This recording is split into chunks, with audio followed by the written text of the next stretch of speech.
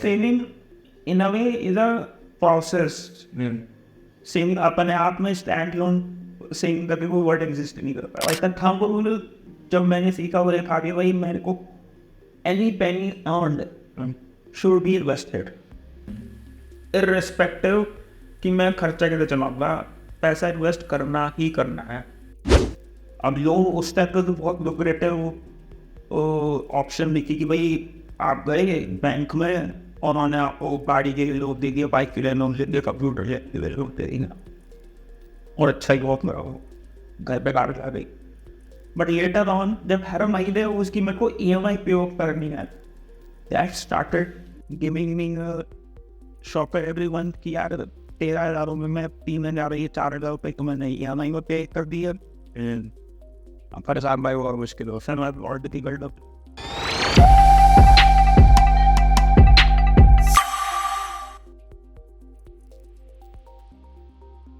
स्वागत है आपका हमारे YouTube चैनल पे। और जैसे कि अगर हमने लोन के ऊपर बातें की, आज का जो टॉपिक है ना, आज का टॉपिक सेविंग और इन्वेस्टमेंट को लेके है। तो मेरा पहला क्वेश्चन ये है कि जैसे मतलब बहुत सारे लोगों ने अपने अपने गुरु मंत्र बना रखे हैं, बहुत सारे फॉर्मूलाज और रूल बना रखे हैं सेविंग्स को लेके कि आप ऐसे भी सेव कर सकते हो अपने इनकम को। जैसे 50-20-20 रूल बहुत फेमस है और मतलब और 20-30-50 3 मंथ्स के लिए, मतलब ऐसे ऐसे बहुत सारे रूल्स फेमस हैं। आपका क्या मतलब गुरु मंत्र और रूल है सेविंग्स को लेकर? तुम्हारा 50-30-20 क्या इसका रूल से क्या इससे क्या होता है अंकल, जैसे मान लो आपकी 1 लाख की इनकम है तो आप उसका 50,000 नीड्स पे लगाओगे, 30,000 वॉट्स पे लगाओगे और जो 20,000 है वो सेविंग्स पे लगाओगे। और 20,000 सेव करना ही करना है आपको, मतलब उसका अपने इनकम का 50% नीड्स में, 30% वॉन्ट्स में और 20% सेविंग्स में। इनका ये है। और इंक्रीमेंट्स में इसका उल्टा हो जाता है, 50% आपका सेविंग्स में हो जाता है, 30% आपका वॉन्ट्स में हो जाता है, तो 20% आपके नीड्स में हो जाता है। मतलब ये बहुत फेमस रूल है 50-30-20। अच्छा, तो वैसे आपका क्या मतलब, आपका क्या फेमस है, मतलब आप क्या यूज़ करते हो सेविंग्स के लिए? यार सेविंग्स जो होनी चाहिए ना, पहली बात तो हैबिट इनकलकेट करो।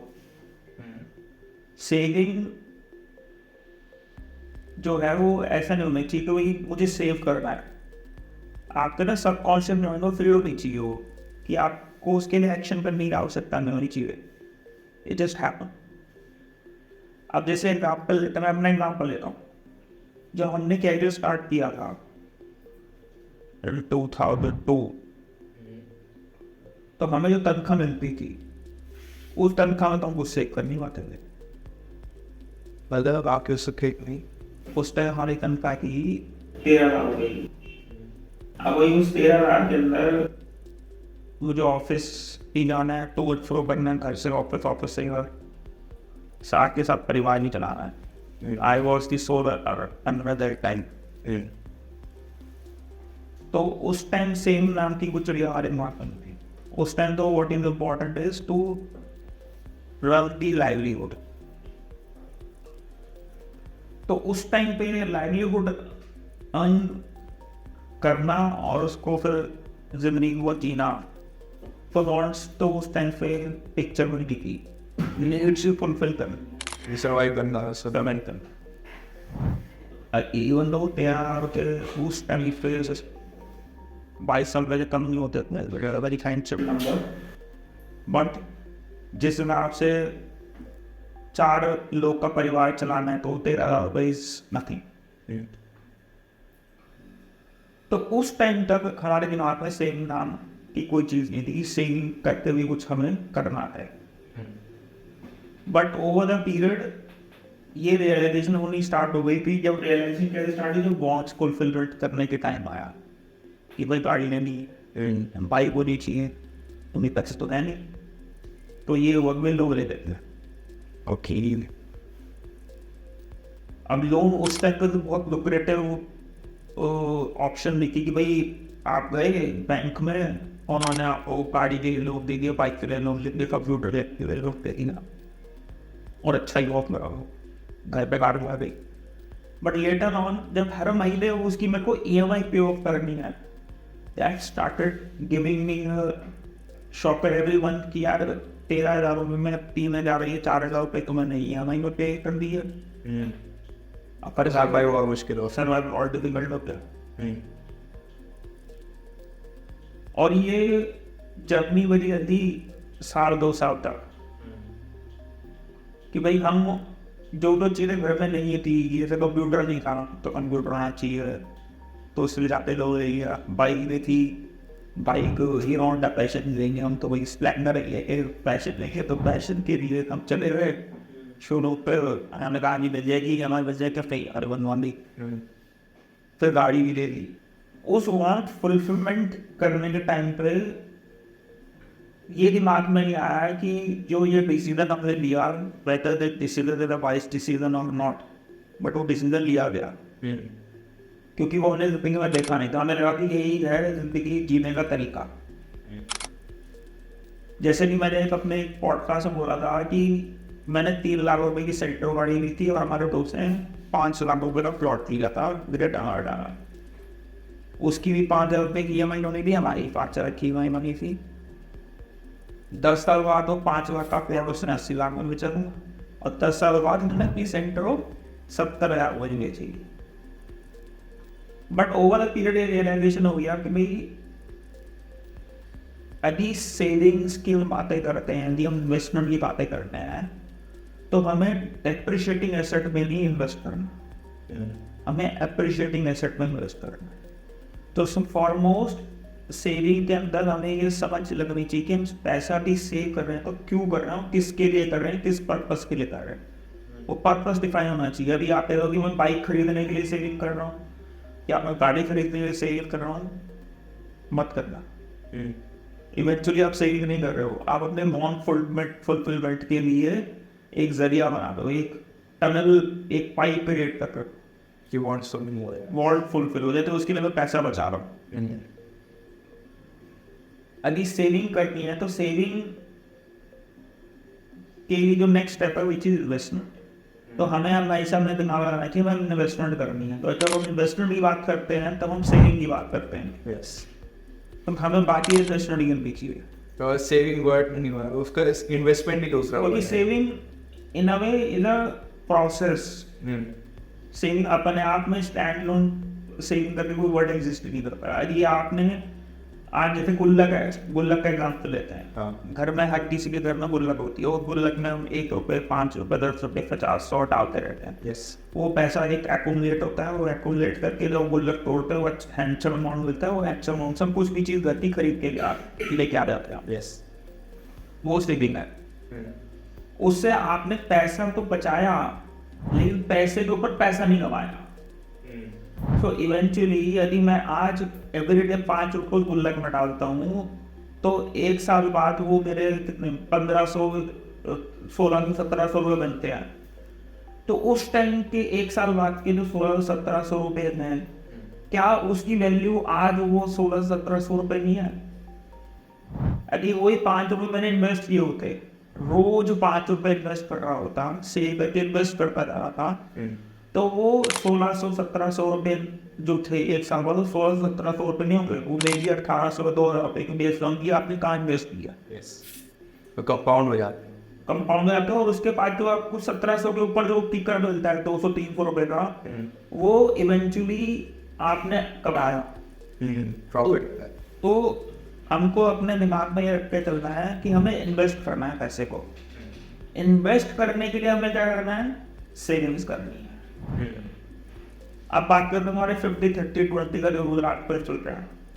मैं जो रूल, जब मेरे को ये रियलाइजेशन हुई थी, तो ये मेरा जो थंब रूल होता था कि यदि मेरे को महीने की 50,000 रुपये मेरे घर पे गिरते हैं सैलरी मेरे बैंक अकाउंट में, तो मैंने अपनी SIP बना रखी थी म्यूचुअल फंड की। इररिस्पेक्टिव मुझे 50,000 रुपये है या 40,000 रुपये है, मुझे 20,000 रुपये की SIP करनी ही करनी है। वॉट ने कहा मतलब आपका ये डिसिप्लिन रहता था कि 20,000 करने नहीं करने हैं। उसके बाद सोचेंगे कि भाई खर्चा कहाँ कैसे करना है। अगर आप जैसे ही कमा लेते तो 20,000 आप अलग रख ही दे देते। अलग नहीं, मेरा ऐसा ही बिना डाल 30th of end of the month salary करती थी, 1 तारीख को मेरी SIP कट जाती थी 20,000 रुपये की, फिर मेरे अकाउंट में 30,000 रुपये बचते थे। उसके बाद से मैं सोचता था क्या करना है। आप 30,000 को लेके सर्वाइव करने की सोचते हो और बाकी के जो फंड है वो इन्वेस्टमेंट की वो पैसा बना के देगा। वो मेरे को पैसा बना के देगा। हाँ, अब वो 20,000 रुपये कितना परसेंटेज हो गया, 40% के आसपास हो गया, क्योंकि ये मैंने डिसाइड किया कि भाई मैं अपना 30,000 रुपये में खर्चा चला सकता हूँ। कैसे चला सकता हूँ कि मैंने अपने खर्चे नहीं बढ़ाए। मतलब आपने एक्सपेंसेस ही रखे हैं, जैसे आपका इंटेंट ओके, जो मतलब आप 13,000 की सैलरी में रखते थे वो आपने 50,000 की सैलरी में उतने एक्सपेंस। भाई देखो क्या होता है, लाइफ स्टाइल अपलिफ्टमेंट होता है। खाने आपने वही 2 रोटी यार, ये आप डिसाइड कर लो कि आप हर बार एवरी डे आप बाहर से खाना मंगाओगे। अभी मैं कहता चलो बाहर से मंगाने एक होता है, आजकल यहाँ 10 दिन उसी होटल में खाना बनाने जाएंगे। तो ये आपको डिसाइड करना है कि आपने अपनी लाइवलीहुड कैसे अर्न करना, रन करनी है, that you have to decide. एक तो याद ही नहीं भाई मुझे once in a week we will go for an out। महीने में 4 आउटिंग हो गई हमारी। उस आउटिंग के अंदर अपन क्या रखते हैं भाई, ये आउटिंग में 1,000 रुपये के आसपास का हमारा खर्चा होगा, विच इज 4,000 a month। वो हमने फैक्टर कर लिया है। अब वो आपको डिसाइड नहीं, अगर नहीं 4,000 ने तो 4,000 रुपये खर्च करूँगा अपने आउटिंग में, मैं तो फलाना होटल में 3 स्टार होटल में 5 स्टार होटल में। तो आपको या आपने अपने हिसाब से लाइफ स्टाइल मतलब लाइफ स्टाइल को अपग्रेड कर रहा होगा, तो ये आपको डिसाइड करना है कि आपको लाइफ स्टाइल अपग्रेडेशन करना है या नहीं करना। लाइफ स्टाइल अपग्रेडेशन करना चाहिए, बट मेरा मानना है कि not to the extent of the appraisal you get. Life style upgradation करना है तो जो सेविंग्स में जो इन्वेस्टमेंट करिए ना, उसके ऊपर जो पैसा मिलता है उससे लाइफ स्टाइल अपग्रेडेशन करना।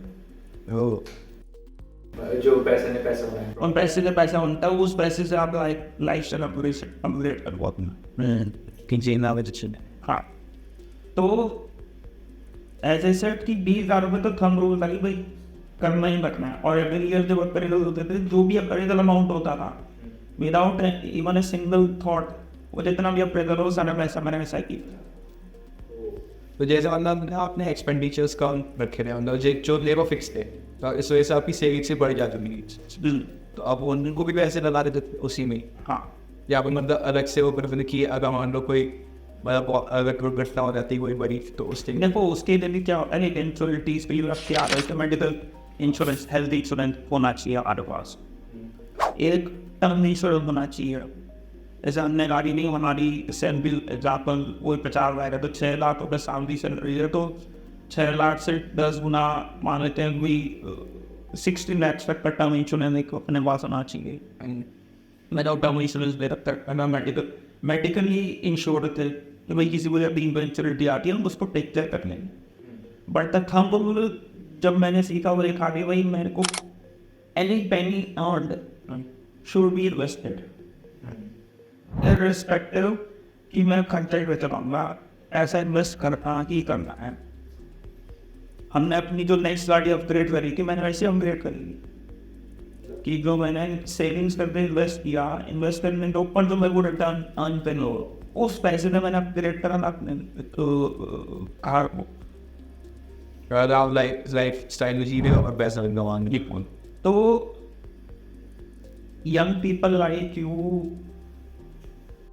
और कोई दिमाग में रखना चाहिए कि भाई अभी मैं 100 रुपये कमाता हूँ, वो 100 रुपये के अंदर भी मैं 50 रुपये अपने घर के खर्चे के लिए निकालता हूँ, बाकी 50 रुपये सेव करके इन्वेस्ट करना है। सेव ही नहीं करना, रखना नहीं हो सर, क्योंकि जो पैसा आप सेव करते हो उस पैसे पे आपने को रिटर्न नहीं कमाई, तो इन्फ्लेशन के अकॉर्डिंगली तो आपने अपने पैसे को डेप्रिशिएट करा हुआ है।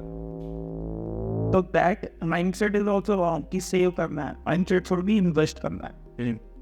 सेविंग का नाम इन्वेस्टमेंट, सेविंग का भाई सेविंग आप सिनोनिम समझ लो, सेविंग पर उससे कोई वर्ड नहीं है, इन्वेस्टमेंट इज द वर्ड, क्योंकि जिस दिन आप इन्वेस्टमेंट माइंडसेट हो जाएगा ना, आप पैसे को पैसे की नजर में तो पैसे को पैसा कमाना स्टार्ट कर दोगे, तो सेविंग तो फिर बाय प्रोडक्ट हो जाएगी। मतलब आपकी ना सबकॉन्शियस माइंड में चला जाएगा भाई मुझे पैसा सेव करना है क्योंकि मुझे वहाँ अपॉर्चुनिटी से क्लिक किया।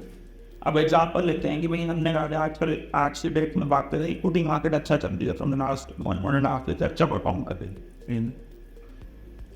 एक व्यक्ति जिसने सेव करा गुल्ला का पैसा डाल दिया बैंक में डालने, और एक व्यक्ति जिसने पैसा सेव करके इन्वेस्ट किया।